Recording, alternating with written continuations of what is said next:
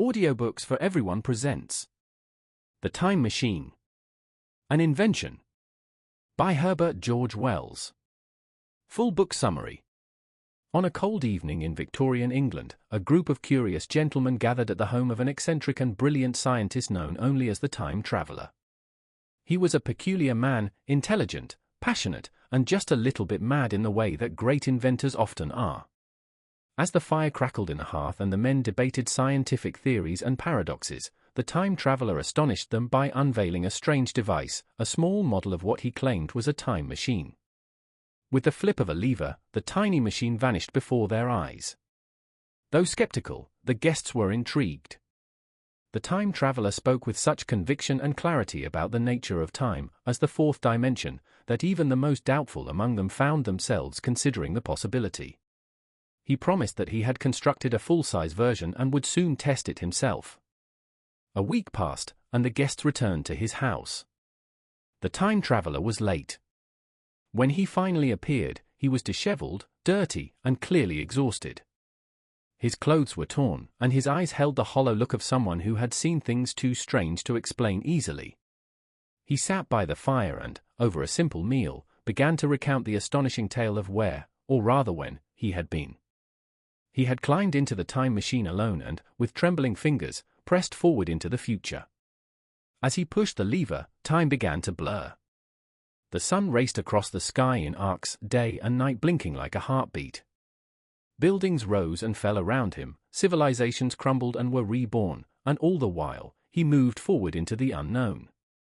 He finally stopped in the year 802,701 AD. The world was transformed. Humanity, or what remained of it, had evolved, or perhaps regressed, into two distinct species. The first he met were the Eloi, small, delicate beings who lived in what seemed to be a perfect utopia. They were childlike, gentle, and strangely incurious. They dressed in simple tunics and lived in crumbling stone structures overrun with vines and flowers. But despite their peaceful, almost dreamlike existence, something was wrong. The Eloi lacked fear, ambition, and intellect. They seemed to live in a trance of contentment, without understanding or purpose. At first, the Time Traveler believed he had arrived in a socialist paradise, a world without suffering or struggle. But the more he explored, the more he noticed shadows, literal and metaphorical.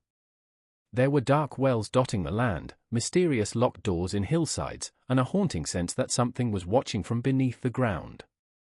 It wasn't long before he met the other inhabitants of this distant future, the Morlocks. The Morlocks were pale, ape-like creatures who lived underground and emerged only at night. They were the reason the Eloi feared the dark. The Time Traveler came to a grim realization: the Eloi were not the masters of this world, they were livestock. The Morlocks, though brutish, were the true rulers. They maintained the ancient machines, harvested food, and most disturbingly, they fed on the Eloi. Humanity, it seemed, had split into two evolutionary paths, one above and one below ground. The Eloi were the descendants of the idle rich, having become weak through generations of comfort. The Morlocks were the workers, forced underground, eventually becoming monstrous in form and spirit. During his exploration, the Time Traveler discovered that his time machine had been moved, possibly hidden by the Morlocks. He feared it was lost forever. Desperate and trapped in a future where he was both alien and prey, he tried to befriend one of the Eloi, a frail girl named Weena.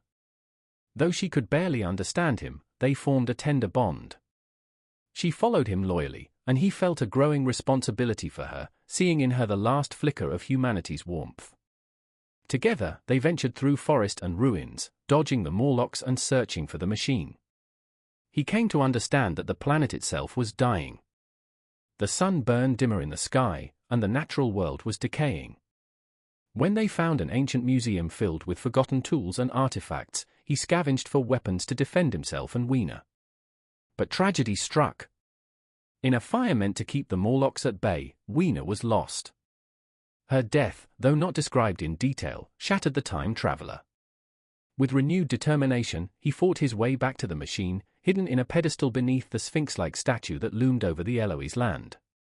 He managed to enter it and, amid an assault from the Morlocks, flung himself further into the future. He traveled millions of years ahead, watching the Earth grow colder and stranger. He saw red crab-like creatures scuttling on an empty beach beneath a dying sun. The Earth was silent now, nearly lifeless. He saw the moon gone, the sea frozen, and the air heavy. It was the end of time. A final, terrifying glimpse of Earth's fate. Horrified, he reversed the machine and returned to his own time. When he finished his tale, the guests were stunned. Some were skeptical still, thinking it an elaborate story, or perhaps a hallucination. But the time traveler's sincerity was undeniable. He promised to make another journey, this time with more supplies and preparation. He stepped into the time machine once more, and vanished. That was the last anyone ever saw of him. The narrator, one of the guests, returned later to the house, hoping the time traveler might come back. But he never did. Whether he was lost in the void of time or found another world, no one would ever know. And so ends the story, not just of a journey through time, but a reflection on human progress, evolution, and the fragility of civilization. Herbert George Wells's The Time Machine remains a haunting vision of what might lie ahead, and a warning of the paths we may yet choose. The end.